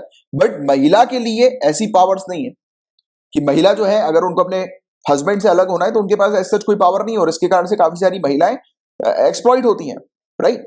ये एक चीज हमने देखी। और हिंदू धर्म की भी बात करें तो हिंदू लॉज के अंदर भी महिलाओं को पैतृक संपत्ति पर अधिकार नहीं मिलता था, राइट। तो ये चीज भी आपको पता होगी। तो काफी सारे जो पर्सनल लॉज जो है उसमें हालांकि अमेंडमेंट कर कर जो भी इश्यूज था उसको रिजॉल्व करने की कोशिश की गई, बट अभी भी काफी सारे पर्सनल लॉज में बहुत सारे इश्यूज हैं। और अगर ये पर्सनल लॉज नहीं होंगे, इनको अगर फॉलो नहीं किया जाएगा, तो जो लॉ जो होगा, कानून जो होगा, वो सभी के लिए एक समान होगा। तो ऐसा सपोर्टर्स का कहना है। अब इसका जो विरोध करते हैं उनका क्या कहना है, तो और ये बात भी सही है बिल्कुल कि हमारी कंट्री के अंदर अलग अलग धर्म के ही नहीं बल्कि अलग अलग caste, communities, right, tribals group, schedule caste, schedule tribes, बहुत सारे अलग अलग हम लोग को देखने को मिलता है। तो डाइवर्सिटी हम लोग को देखने को मिलती है बहुत ज्यादा इंडिया के अंदर। सबके अलग अलग अपने कल्चर्स हैं, अलग अलग ट्रेडिशंस हैं, राइट, अलग अलग नियमों को वो फॉलो करते हैं। अगर यूनिफॉर्म लॉ लेकर आया जाएगा तो इनके सीधे सीधे कल्चर, ट्रेडिशन पर इंपैक्ट पड़ेगा। तो आप जब सिविल सर्विसेज की जब तैयारी करते हो और आपको जब इस प्रकार के आंसर्स लिखने होते हैं तो आपको न्यूट्रल रहना जरूरी है। आपको सिर्फ बताना है कि इसका सपोर्ट करेंगे तो क्या फायदा होगा और इसका अगर अपोज करेंगे तो फिर क्या नुकसान होगा। तो यानी कि इसके आपको प्रोज और कॉन्स दोनों ही मेंशन करने, जैसा मैंने भी आपको बताया, राइट। और अगर आप सिविल सर्विसेज की तैयारी कर रहे हो तो आपको बिल्कुल न्यूट्रल रहकर अपनी तैयारी करनी है। आपको ना किसी धर्म पर फेवर करना है, यानी कि धर्म के इंक्लाइन में बात करनी है, ना उसके अगेंस्ट में बात करनी है। You should be very neutral, right. क्योंकि आप जब कल को ऑफिसर बनोगे तो आप किसी को धर्म के बेसिस के ऊपर तो ट्रीट नहीं करोगे ना, आपको तो सिटीजन्स को सभी को एक समान ट्रीट करना है। बट जब आप आंसर लिखोगे तो आपको प्रोज और कॉन्स मेंशन करना बहुत ज्यादा जरूरी है कि इसके फायदे क्या है, इसके नुकसान क्या है। तो ऐसे केसेस में कभी भी जो है वो मत करना, यानी कि ये मत सोचना कि मैं कंक्लूजन में जो है वो किसी को फेवर करते हुए कंक्लूजन लिखूंगा या किसी के अपोज में कंक्लूजन लिखूंगा तो मुझे अच्छे मार्क्स मिल जाएंगे। आपको नहीं पता आपकी कॉपी कौन चेक कर रहा है। उनको अगर आपकी ओपिनियन, आपकी व्यूज पसंद नहीं आए ना, तो आप ये याद रखना कि आपका जो आंसर है वो वाला आंसर तो खराब होगा ही होगा, यानी कि उस पर आपको मार्क्स नहीं देंगे, बल्कि आपके दूसरे जो क्वेश्चंस की जो आंसर आपने लिखे होंगे, भले ही कितना अच्छा लिखा हो, उस पर आपको जस्टिस नहीं मिलने वाला। ये चीज ध्यान में रखना आप, राइट। तो अपने आंसर को इसी के अकॉर्डिंग लिखो कि जो न्यूट्रल रहे, क्योंकि अल्टीमेटली आपको एग्जाम पास करना है, राइट। तो जो चीज मैंने आपको बताई इस पर थोड़ा ध्यान देना। और क्यों है जरूरी ये वाला लॉ, ये कानून क्यों जरूरी है? तो इसके समर्थकों के मुताबिक विभिन्न धर्मों के विभिन्न कानून से न्यायपालिका पर बोझ पड़ता है, क्योंकि काफी सारे कॉन्फ्लिक्ट इस प्रकार के हमें देखने को मिलते हैं। तो जुडिशरी में हम लोग देख रहे हैं कि काफी सारे केसेस ऑलरेडी पेंडिंग है, और इस चीज को लेकर और केसेस हम लोग को देखने को मिल जाते हैं। समझ रहे हो बातों को? और कॉमन सिविल कोड आ जाने से इन मुश्किलों से निजात मिलेगी, राइट। तो जुडिशरी के ऊपर जो बर्डन है वो कम होगा, और न्यायालयों में वर्षों से लंबित पड़े मामले के निपटारे जल्दी होंगे, जैसा मैंने भी आपको समझाया। सभी के लिए कानून में एक समानता से एकता को बढ़ावा मिलेगा और देश का विकास तेजी से होगा। तो ये उसकी कुछ पॉइंट्स है जो कि इसका फेवर करते हैं। इससे मुस्लिम महिलाओं की स्थिति भी बेहतर होगी, और भारत की छवि एक धर्मनिरपेक्ष देश की हम लोग को देखने को मिलती है। सेक्युलर कंट्री हमारी है, राइट। और ऐसे में कानून और धर्म का एक दूसरे से कोई लेना देना नहीं होना चाहिए। सभी लोगों के साथ धर्म से परे जाकर समान व्यवहार होना जरूरी है। हर भारतीय पर एक समान कानून लागू होने से राजनीति में भी बदलाव आएगा, यानी वोट बैंक और ध्रुवीकरण की राजनीति। वोट बैंक तो आप जानते हो, ध्रुवीकरण क्या होता है? पोलराइजेशन। दो गुट में हम लोग को देखने को मिलता है, ग्रुपिज्म हो जाता है, बांट दिया जाता है। हिंदू मुस्लिम्स को अलग अलग ग्रुप में जो है वो बांट दिया जाता है। तो ये चीज हम लोग को देखने को मिलती है। समझ रहे हो बातों को? तो ये चीज बताई जा रही है कि ध्रुवीकरण की राजनीति पर लगाम लगेगी। तो ये चीज यहां पर हमने देखा कि ये सब इसके कुछ फायदे जो है वो होंगे। और नुकसान की भी बात कर ली हमने, बहुत सारे नुकसान है। तो लोगों के धार्मिक अधिकारों का क्या होगा फिर, यानी कि लोगों के जो पर्सनल लॉज हैं, पर्सनल जो उनके जो कानून है, रिलीजियस जो लॉज उनके हैं, जो सदियों से हैं, ना जाने कितने सदियों से हैं, राइट। तो देखो, ऐसा नहीं है कि समान नागरिक संहिता यानी कि यूनिफॉर्म ये जो कोड हम लोग को देखने को मिल रहा है, तो ये लागू होने से लोगों को अपनी धार्मिक मान्यताओं को मानने का अधिकार छिन जाएगा, ऐसा बिल्कुल नहीं है। लोगों के बाकी सभी धार्मिक अधिकार रहेंगे, लेकिन शादी, पैतृक संपत्ति, ध्यान से सुनना, यूनिफॉर्म सिविल कोड में शादी, पैतृक संपत्ति, संतान, विरासत जैसे मामलों पर सबको एक नियम का पालन करना होगा। तो यूनिफॉर्म सिविल कोड में भी हमें देखने को मिलता है कि कुछ पर्टिकुलर स्पेसिफिक चीजों पर मेनली फोकस किया गया है। बाकी जिन लोगों के, यानी कि जो अलग अलग रिलीजन कम्युनिटीज के जो लोग हैं, उनके जो खुद के जो पर्सनल लॉज हैं वो बिल्कुल एज इट इज रहेंगे। बट हमारी कंट्री के अंदर क्लैरिटी सभी को नहीं होती है, आम जनता को, कॉमन सिटीजन को क्लैरिटी नहीं होती है। ये बात आप बहुत अच्छे से जानते हैं। छोटी छोटी बातों पर कंफ्यूजन हो जाता है, और उस कंफ्यूजन के चलते एक बड़ा कॉन्फ्लिक्ट हो जाता है। तो इसलिए अभी के लिए तो यूनिफॉर्म सिविल कोड को लागू नहीं करना है अनटिल अनलेस की अच्छी एक लिटरेसी लेवल जो है वो हम लोग अचीव नहीं कर लेते और अंडरस्टैंडिंग एक अचीव नहीं कर लेते, राइट। तो ये वाली चीज है। इसके अलावा संविधान के अनुच्छेद 44, तो हमारे कॉन्स्टिट्यूशन के आर्टिकल 44 में भी इस चीज का जिक्र है। तो अगर क्वेश्चन आता है कि यूनिफॉर्म सिविल कोड का जिक्र क्या हमारे कॉन्स्टिट्यूशन के अंदर है क्या, यानी कि इसका जिक्र किया गया है क्या, तो डेफिनेटली आर्टिकल 44, इसमें यूनिफॉर्म सिविल कोड का पक्ष लिया गया है, लेकिन ये directive principle of state policy के अंदर आता है, यानी इसे लागू करना या ना करना पूरी तरह से सरकार पर निर्भर करता है। और गोवा में कॉमन सिविल कोड लागू है। आपको बता दें गोवा के अंदर लागू है, तो हमारी किस पर्टिकुलर स्टेट में ये कॉमन सिविल कोड लागू है या फिर यूनिफॉर्म सिविल कोड लागू है, तो आपको गोवा ध्यान में रखना है। दूसरी तरफ संविधान के अनुच्छेद 25 और 29 कहते हैं कि किसी भी वर्ग को अपनी धार्मिक मान्यताओं और रीति रिवाजों को मानने की पूरी आजादी है। यूनिफॉर्म सिविल कोड लागू हो जाने से हर धर्म के लोगों को सिर्फ समान कानून के दायरे में लाया जाएगा, जिसके तहत शादी, तलाक, प्रॉपर्टी और गोद लेने जैसे मामले शामिल होंगे। ये लोगों को कानूनी अधिकार पर मजबूत बनाएगा। तो समझिए आपने इस चीज के बारे में, राइट, कि इसमें सभी लोगों का यानी कि पर्सनल लॉ जो है वो अफेक्ट नहीं होंगे, बट कुछ चीजें ऐसी हैं जो कि कॉमन हो जाएंगी सभी के बीच में, सभी धर्मों में। और अभी किस तरह के हैं पर्सनल कानून, तो ये भी आप जानो अब, क्योंकि अब ये डिटेल में हम थोड़ी सी चर्चा करेंगे। और तो किस टाइप के हैं अभी हमारे पर्सनल लॉज, तो अभी सभी धर्मों के पर्सनल कानून अलग अलग हमें देखने को मिलते हैं।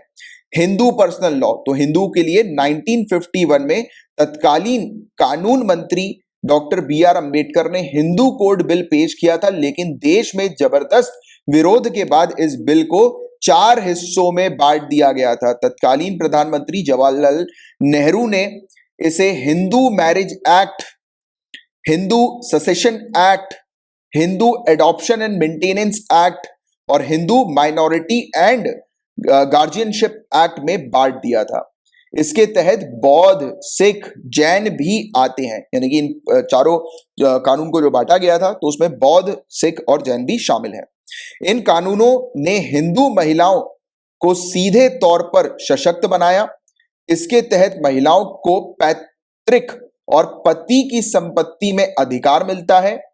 इसके अलावा अलग अलग जातियों के लोगों को एक दूसरे से शादी करने का अधिकार है, लेकिन कोई व्यक्ति एक शादी के रहते दूसरी शादी नहीं कर सकता। तो ये सब चीजें इस पर्सनल लॉ में मेंशन की गई थी। अब मुस्लिम पर्सनल लॉ क्या है, तो हिंदू पर्सनल लॉ तो हमने जाना, राइट, जिसको 4 पार्ट्स में डिवाइड कर दिया था। मुस्लिम पर्सनल लॉ भी जानिए आप। तो मुस्लिम पर्सनल लॉ के तहत पहले 3 तलाक प्रथा को मान्यता थी, आपको पता होगा ट्रिपल तलाक, और जिसके तहत एक पति अपनी पत्नी को महज 3 बार तलाक कहकर तलाक दे सकता है। लेकिन मोदी सरकार के पिछले कार्यकाल में कानून बनाकर इसे यानी कि इस प्रकार की जो प्रथा जो है उसको अनकॉन्स्टिट्यूशनल, गैर कानूनी जो है वो डिक्लेयर कर दिया गया था। इसके अलावा मुस्लिम पर्सनल लॉ के तहत मुसलमान पुरुषों को 4 शादियां तक करने का अधिकार है। इसके अलावा शादी, विरासत जैसे कई मसले या मामले अभी इस पर्सनल कानून के हिसाब से तय होते हैं, जो कॉमन सिविल कोड लागू होने के बाद खत्म हो सकते हैं, राइट, तो ये वाली चीज है। इसके अलावा शाहबानो केस, ये क्या था ये भी आपको समझना जरूरी है। ट्रिपल तलाक से रिलेटेड ये केस था। तो ये एक ऐसा मामला था जिसने देश की राजनीति में बड़ा भूचाल ला दिया था। इस केस में आए सुप्रीम कोर्ट के फैसले को बदलने के लिए राजीव गांधी सरकार मुस्लिम महिला अधिनियम 1986 लेकर आई। 1978 में इंदौर की रहने वाली 62 साल की मुस्लिम महिला शाह बानो को उसके पति ने तलाक दे दिया था। 5 बच्चों की बुजुर्ग मां ने गुजारा भत्ता पाने के लिए ऑनरेबल सुप्रीम कोर्ट का दरवाजा खटखटाया और लंबी कानूनी लड़ाई लड़ी। तो शाह बानो इंदौर की थी, 62 साल की थी, अपने बच्चों की परवरिश के लिए, उनकी देखभाल करने के लिए भत्ते की ये डिमांड कर रही थी कि उनको कंपनसेशन मिले, यानी कि उनको भत्ता मिले जिससे कि वो अपने बच्चों की देखभाल कर सकें। और 1985 में सुप्रीम कोर्ट ने उसके हक में फैसला सुनाया। All India Muslim personal law board ने फैसले का विरोध किया, तो तत्कालीन कांग्रेस सरकार नया अधिनियम लेकर आई, जिससे केस जीतने के बावजूद शाह बानो को उसका हक नहीं मिल सका। इस केस ने देश में मुस्लिम महिलाओं की स्थिति पर सवाल खड़े कर दिए थे। तो ये देखो, ये था शाह बानो केस। और ईसाइयों का पर्सनल लॉ कैसा था, तो आपको बता दें ईसाइयों के पर्सनल कानून में 2 बातें अहम है। एक, शादीशुदा जोड़े को तलाक के लिए 2 साल तक अलग रहना जरूरी है। इसके अलावा लड़की का मां की संपत्ति पर कोई अधिकार नहीं होता है। अब बात करेंगे कि किस देश में यूनिफॉर्म सिविल कोड एप्लीकेबल है, तो ये भी जानो। तो इस तरफ जहां भारत में सभी धर्मों को एक समान कानून के तहत लाने पर विवाद है, वहीं Pakistan, Bangladesh, Malaysia, Turkey, Indonesia, Sudan और इजिप्ट जैसे कई देश इसे लागू ऑलरेडी कर चुके हैं। हालांकि इनमें से कई देशों में इस्लाम धर्म राजधर्म की तरह है और सभी पर इस्लामी कानून लागू होते हैं। और आपको बता दें, ऑनरेबल सुप्रीम कोर्ट ने भी समर्थन किया था इस यूनिफॉर्म सिविल कोड का। तो ऑनरेबल सुप्रीम कोर्ट भारत सरकार को कई बार यह सलाह दे चुकी है कि जेंडर की समानता के लिए एक यूनिफॉर्म सिविल कोड लाया जाए और पर्सनल लॉ के नाम पर चल रहे सदियों पुराने दस्तूरों को खत्म किया जाए। ऑनरेबल सुप्रीम कोर्ट ने साल 2018 में एक मामले में टिप्पणी करते हुए कहा था कि देश में समान नागरिक आचार संहिता यानी कि यूनिफॉर्म सिविल कोड लागू करने के लिए अभी तक कारगर प्रयास नहीं किए गए हैं। ऑनरेबल सुप्रीम कोर्ट ने गोवा के एक संपत्ति विवाद मामले की सुनवाई के दौरान यह टिप्पणी की थी। जस्टिस दीपक गुप्ता की अगुवाई वाली बेंच ने कहा, वहां पुर्तगाल सिविल कोड 1867 लागू है, जिसके तहत उत्तराधिकारी और विरासत का नियम लागू है। मतलब कि पेरेंट्स की जो प्रॉपर्टी है उस पर हक उनके बच्चों का होगा, ऑफस्प्रिंग का होगा, इररिस्पेक्टिव ऑफ जेंडर, चाहे वो किसी भी जेंडर के हो, राइट। और लॉ कमीशन ने कहा था अभी जरूरत नहीं है, तो लॉ कमीशन ने इसका विरोध भी किया था, कहा था कि विरोध नहीं कहेंगे, मतलब बताया था कि अभी जरूरत नहीं है इस प्रकार के कोड को लाने की। तो ये वाला भी आपको एंगल पता होना चाहिए। तो uniform civil code personal law को लेकर लॉ कमीशन की रिपोर्ट साल 2018 में पेश की गई थी। तब कमीशन ने कहा था कि इस स्टेज पर यूनिफॉर्म सिविल कोड की जरूरत नहीं है, मौजूदा पर्सनल कानूनों में सुधार की जरूरत है, धार्मिक परंपराओं और मूल अधिकारों के बीच सामंजस्य बनाने की जरूरत है।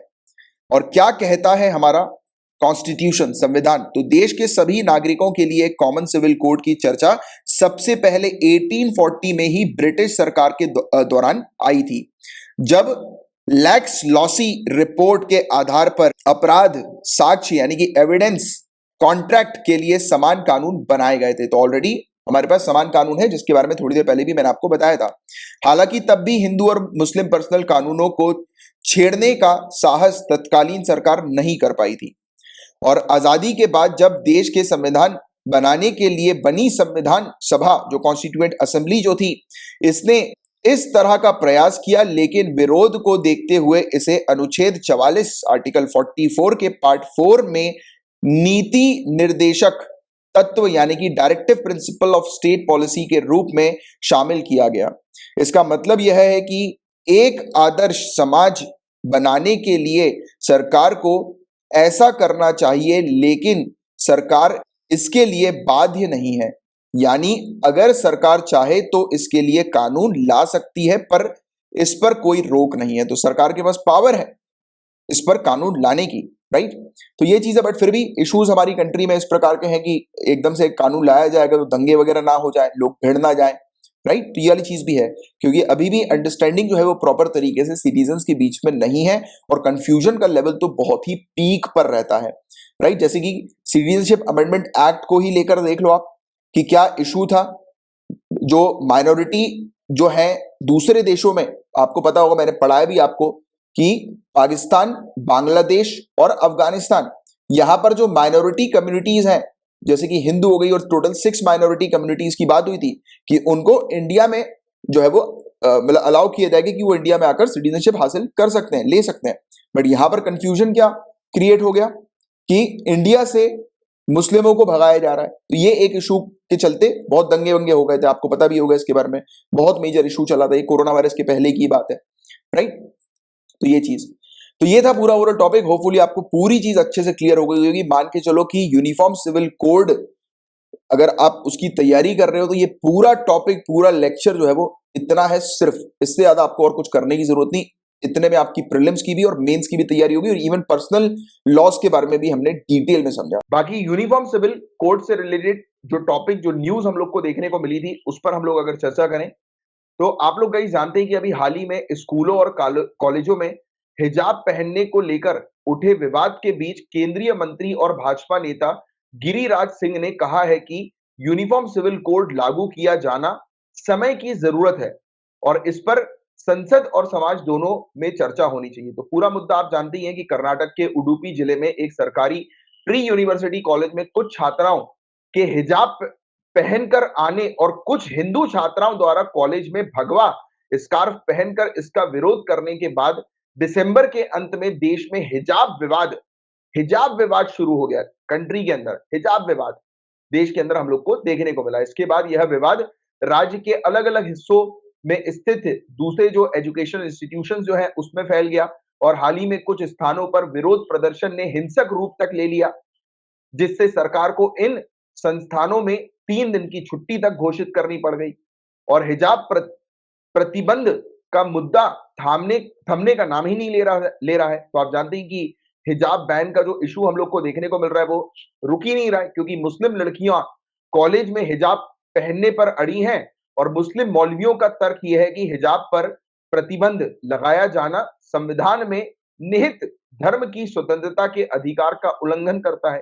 कि आप जो अगर रोक रहे हो जैसे कि हिजाब को पहनने से आप रोक रहे हो, हिजाब को बैन कर रहे हो, तो क्लियरली ये वायलेशन है right to freedom of religion का, जो कि हमारे कॉन्स्टिट्यूशन के अंदर मेंशन्ड है। और हमारे इंडियन कॉन्स्टिट्यूशन जिन लोगों ने बनाया था, जो फाउंडर्स थे, कॉन्स्टिट्यूएंट असेंबली के जो सदस्य थे, उन्होंने आर्टिकल 44 का भी जिक्र किया था। पार्ट 4 के अंदर आर्टिकल 44 को जो है वो ऐड किया था बीपीएसपी के अंदर, जिसमें ये चीज मेंशन करी थी कि स्टेट जो है वो यूनिफॉर्म सिविल कोड जो है वो पूरे इंडिया के लिए जो है वो लागू करे, राइट। बट अभी तक ये यूनिफॉर्म सिविल कोड लागू नहीं हुआ। तो यूनिफॉर्म सिविल कोड का जो टॉपिक है वो बहुत इंपॉर्टेंट है।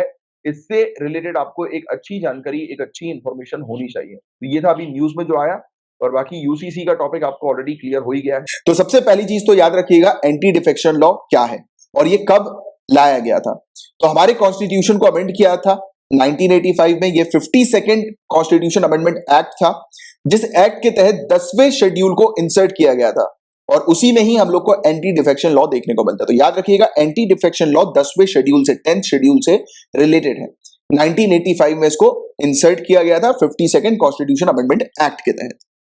ये एक ऐसी प्रोसेस होती है जिसके तहत एक लेजिस्लेचर जो होते हैं उनको डिस्क्वालीफाई किया जाता है और उन ग्राउंड्स के ऊपर डिस्क्वालीफाई किया जाता है जो ग्राउंड्स जो होते हैं वो प्रिसाइडिंग ऑफिसर सेट करते हैं या प्रिसाइडिंग ऑफिसर जो है वो फिर फर्दर डिसाइड करते हैं। इसमें एक चीज ये याद रखना कि जो फाइनल डिसीजन होता है कि एक पर्टिकुलर एमपी को या एमएलए को डिस्क्वालीफाई करना है कि नहीं करना, वो फाइनल डिसीजन जो लेते हैं वो प्रिसाइडिंग ऑफिसर लेते हैं। ये प्रिसाइडिंग ऑफिसर कौन होते हैं? फॉर एन एग्जाम्पल अगर हम लोग बात करें लोकसभा की, तो लोकसभा के अंदर जो स्पीकर हैं वो प्रिसाइडिंग ऑफिसर है, राइट। तो उनका जो डिसीजन होता है वो फाइनल होता है कि किस व्यक्ति को डिस्क्वालीफाई करना या नहीं करना।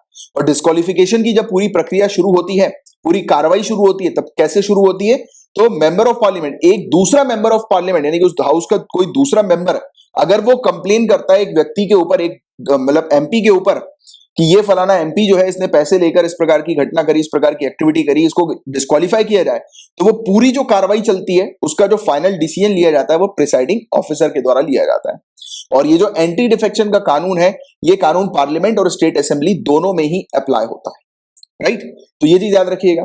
और क्या कंडीशन है जिसके तहत मेंबर्स को डिस्क्वालीफाई किया जाता है? तो कौन सी ऐसी कंडीशन आती है, याद रखिएगा। अगर कोई मेंबर अपनी पॉलिटिकल पार्टी से खुद ब खुद अपनी इच्छा से उस पॉलिटिकल पार्टी की मेंबरशिप गिव अप कर देता है, यानी कि वो बोलता है कि मुझे इस पॉलिटिकल पार्टी का हिस्सा नहीं बनना, तो भी वो डिस्क्वालिफिकेशन की कैटेगरी में आता है। इसके अलावा अगर जैसे एक पॉलिटिकल पार्टी ने डिसीजन लिया कि इस बिल को पास नहीं कराना है या पास कराना है, अगर जैसे एक पॉलिटिकल पार्टी ने डिसीजन लिया कि इस बिल को पास कराना है और पास कराना है यानी कि वोटिंग देना है, और वोटिंग वाले दिन अगर वो मेंबर नहीं आते हैं वो वोट देने, तो भी वो डिस्क्वालिफिकेशन की कैटेगरी में आ जाएंगे, उनको डिस्क्वालीफाई किया जाएगा, क्योंकि वो पॉलिटिकल पार्टी के डायरेक्शंस, पॉलिटिकल पार्टी के आदेश के विरुद्ध जो है वो काम कर रहा है, राइट। बट एक चीज इसमें यह है कि अगर वो मेंबर 15 दिन पहले ही पॉलिटिकल पार्टी से जो है वो परमिशन ले लें, उन पॉलिटिकल पार्टी के अंदर बता दें 15 दिन पहले ही कि मैं इस दिन नहीं आऊंगा क्योंकि मैं इस बिल को फेवर नहीं कर रहा हूं, तो फिर जो है वो डिस्क्वालिफिकेशन नहीं होगा। राइट, उस मेंबर का। इसके अलावा एक कोई इंडिपेंडेंट कैंडिडेट है। इंडिपेंडेंट कैंडिडेट का मतलब क्या है, आपको पता होगा कि इलेक्शन जो है वो निर्दलीय भी लड़े जाते हैं, बिना किसी पॉलिटिकल पार्टी को ज्वाइन किए भी लड़े जाते हैं। तो ऐसा कोई इंडिपेंडेंट कैंडिडेट जो कि जीत गया है और उसके बाद फिर अगर कोई पॉलिटिकल पार्टी को ज्वाइन कर लेता है तो फिर डिस्क्वालिफाइड वो हो सकता है। इसके अलावा अगर कोई नॉमिनेटेड मेंबर जो कि एक पार्टी को 6 महीने के बाद ज्वाइन करते हैं, जब वो लेजिस्लेचर के मेंबर बनते हैं, राइट, तब उस समय भी उनको डिस्क्वालीफाई किया जाएगा। तो ये कुछ ग्राउंड्स है जो अपन ने देखे जो कि डिस्क्वालिफिकेशन के नजर आते हैं। बट हाँ, कुछ ऐसे सर्कमस्टेंसेस, ऐसी कंडीशंस है जिसके तहत डिस्क्वालिफिकेशन नहीं होता है। वो क्या कंडीशन है, जैसे 2 या 2 से ज्यादा पॉलिटिकल पार्टीज हैं, ठीक है, वो मर्ज हो रही हैं, वो एक बन रही हैं। जैसे कि 2 पॉलिटिकल पार्टी वो एक सिंगल पॉलिटिकल पार्टी बन रही है, राइट, दोनों मर्ज कर रही हैं आपस में, तब उस कंडीशन में मेंबर्स जो होंगे उनको डिस्क्वालीफाई नहीं किया जाएगा। अगर मेंबर्स जो है वो पॉलिटिकल पार्टी को ज्वाइन करना चाहते हैं या नहीं भी करना चाहते तो भी उनको डिस्क्वालीफाई नहीं किया जाएगा, राइट। बट पॉलिटिकल पार्टी का मर्जर कब होता है, जब उस पॉलिटिकल पार्टी के एटलीस्ट 2/3 मेंबर्स जो हैं वो मर्जर के फेवर में हो, तभी एक पॉलिटिकल पार्टी जो है वो दूसरे के साथ मर्ज कर सकती है। और उस मर्जर में अगर जैसे किसी पॉलिटिकल पार्टी के मेंबर को अगर वो मर्जर पसंद नहीं है, उसको अलग रहना है, उसको बोलना है कि नहीं मैं इस मर्जर का हिस्सा नहीं बनूंगा, तब उस समय उस मेंबर को यानी कि जो हिस्सा नहीं बनना चाहते हैं तो भी उनको भी डिस्क्वालीफाई नहीं किया जाएगा। जैसे कि मैंने भी आपको क्या बताया था, पॉलिटिकल पार्टी के डिसीजन के विरुद्ध अगर कोई जाते हैं तो फिर उनको जो है वो डिस्क्वालीफाई कर दिया जाता है। बट यहां पर एक मेंबर मर्जर के विरुद्ध चलेगा, उन्होंने बोला कि मुझे मर्जर का हिस्सा नहीं बनना, तो वो पॉलिटिकल पार्टी के डिसीजन के विरुद्ध है, पॉलिटिकल पार्टी की मेजोरिटी के डिसीजन के विरुद्ध है, बट फिर भी उनको डिस्क्वालीफाई नहीं किया जाएगा। तो ये वाली चीज भी बस आप लोग को थोड़ी सी इस प्रकार से भी पता होनी चाहिए। और जो डिसीजन होता है प्रिसाइडिंग ऑफिसर का, जैसे मैंने आपको बताया कि जो प्रिसाइडिंग ऑफिसर जो है वो फाइनल बताते हैं, फाइनल अपना डिसीजन देते हैं कि सामने वाला बंदा जो है वो उसको डिस्क्वालीफाई करना है या नहीं करना है। तो जो फाइनल जो डिसीजन होता है वो प्रिसाइडिंग ऑफिसर का होता है। तो इनके डिसीजन को क्या कोर्ट में चैलेंज किया जा सकता है? तो देखिए आज की डेट में हाँ, पहले जब ये कानून लाया गया था तो उस समय जो प्रिसाइडिंग ऑफिसर का जो डिसीजन था वो कोर्ट में चैलेंज नहीं किया जा सकता था। बट इसके बाद 1992 में इस चीज को ऑनरेबल सुप्रीम कोर्ट ने खारिज कर दिया और कहा कि अब जो प्रिसाइडिंग ऑफिसर के जो डिसीजन होते हैं उनको चैलेंज किया जा सकता है हाई कोर्ट में भी और ऑनरेबल सुप्रीम कोर्ट के पास भी। तो ये चीज हम लोग को देखने को मिली। बट हाँ, एक ऐसी चीज भी है कि जैसे कि मैंने आपको बताया था स्टार्टिंग में थोड़ी देर पहले कि अगर एक हाउस के मेंबर अगर कंप्लेन करते हैं दूसरे मेंबर के खिलाफ, एंटी डिफेक्शन की कंप्लेन करते हैं और उस बीच जब कार्रवाई चल रही होती है तो कार्रवाई के दौरान जुडिशरी हस्तक्षेप नहीं करेगी। जुडिशरी तभी सामने आएगी जब वो कार्रवाई फिनिश हो जाएगी, जब प्रिसाइडिंग ऑफिसर अपना फाइनल डिसीजन दे देंगे, राइट, डिस्क्वालिफिकेशन का। तो ये चीज है। और कुछ रिकमेंडेशन की बात करें कि इस प्रकार के कानून के ऊपर बेस्ड किस मतलब कमिटी ने रिकमेंडेशन दिए थे, तो दिनेश गोस्वामी कमिटी का रिकमेंडेशन था। इसके अलावा लॉ कमीशन की 178th रिपोर्ट के अंदर भी इस चीज के बारे में मेंशन था और साथ ही साथ इलेक्शन कमीशन के भी कुछ रिकमेंडेशन थे इस एंटी डिफेक्शन लॉ को लेकर।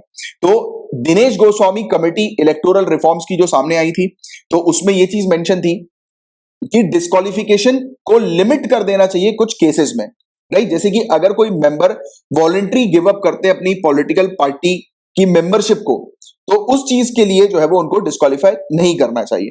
दूसरी बात इन्होंने कही कि अगर मेंबर अगर किसी पर्टिकुलर बिल है उस पर अगर वोट देना नहीं चाह रहे हैं या पॉलिटिकल पार्टी के डिसीजन के विरुद्ध जा रहे हैं तो उस बीच उनको डिस्क्वालीफाई नहीं करना चाहिए। बट हाँ, डिस्क्वालिफिकेशन उसी केस में होना चाहिए अगर वो पर्टिकुलर बिल वो वोट ऑफ कॉन्फिडेंस का हो या फिर नो कॉन्फिडेंस का हो, राइट। तो अगर कोई इंपॉर्टेंट मुद्दा होता है जिस समय पर सरकार जो है वो वाकई में डेंजर में है, तो उस बीच जो है अगर कोई मेंबर वोटिंग से एब्सट्रेन करते हैं यानी कि वोटिंग नहीं देते हैं, तब फिर उनको जो है वो डिस्क्वालीफाई करना चाहिए, वरना दूसरे बिल्स में जो है वो ऐसा नहीं करना चाहिए। तो ये चीज यहां पर बताई गई थी। इसके अलावा लॉ कमीशन की 170th रिपोर्ट जो है उसमें यह भी कहा गया कि जो स्प्लिट होती है या फिर मर्जर होते हैं पॉलिटिकल पार्टी, तो जिसमें हम लोग को देखने को मिलता है कि जो एग्जेम्पशन दिया हुआ है कि अगर कोई भी पॉलिटिकल पार्टी अगर मर्ज करती है, एक होती है या अलग होती है, तो उस बीच कहा गया कि इस प्रोविजन को हटा दिया जाए। लॉ कमीशन ने कहा कि इस प्रोविजन को हटा दो, राइट, इस एग्जेम्पशन को हटा दो। साथ ही साथ प्री पोल इलेक्टोरल फंड्स जो होते हैं, अब ये प्री पोल इलेक्टोरल फंड्स क्या होते हैं, देखो गाइस, ये क्या होता है, आप जानते हैं कि कोलिशन एक हम देखते हैं कि सरकार जो है वो उसका कोलिशन होता है जब एक पॉलिटिकल पार्टी मेजॉरिटी हासिल नहीं कर पाती, फिर वो दूसरी पॉलिटिकल पार्टी के साथ जो है वो मर्ज करने के बाद, कोलिशन करने के बाद सरकार बनाती है। तो ये सरकार बनाने वाला जो सिनेरियो होता है कोलिशन का, वो कब होता है, इलेक्शन के बाद होता है।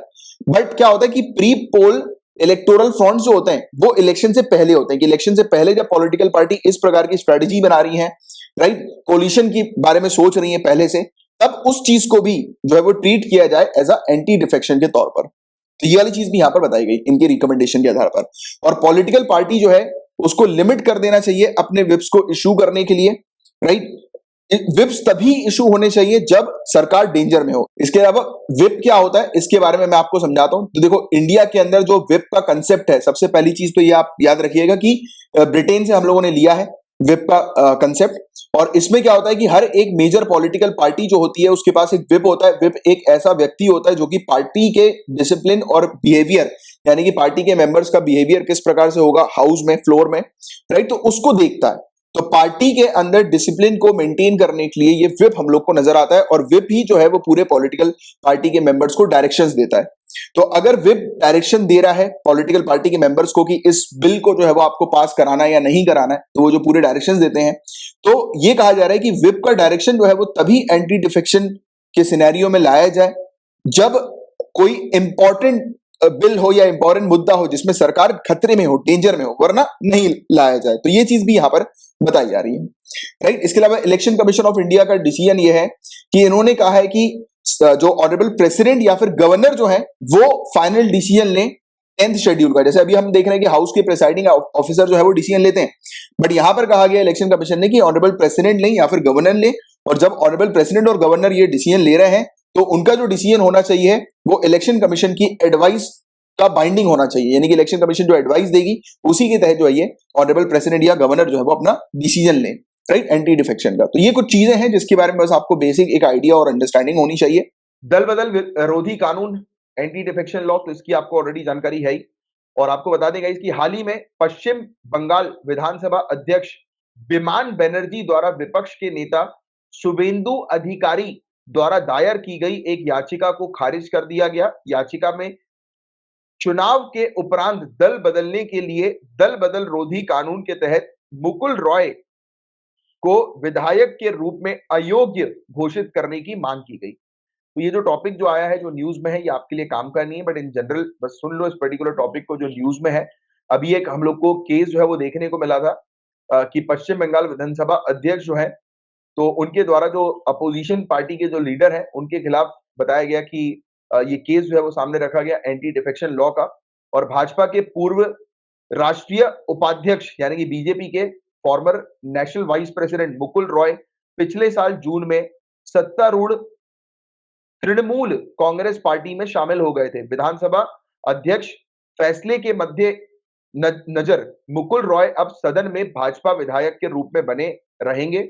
और हाईकोर्ट का क्या फैसला है, तो उच्च न्यायालय ने विधानसभा अध्यक्ष से मुकुल रॉय को सदन के सदस्य के रूप में अयोग्य ठहराए जाने की याचिका पर 7 अक्टूबर तक फैसला लेने को कहा है। और अदालत ने यह भी कहा है कि यदि विधानसभा अध्यक्ष उपरोक्त तिथि तक यानी कि 7 अक्टूबर तक कोई फैसला लेने में असफल रहते हैं तो अदालत इस मामले पर फैसला करेगी। यहां तक कि सुप्रीम कोर्ट ने अभी स्पीकर द्वारा अयोग्यता याचिका पर जल्द फैसला लेने की उम्मीद जताई थी। तो ये चीज है, ये जो टॉपिक जो न्यूज में आया that is not important for you, not important at all for you.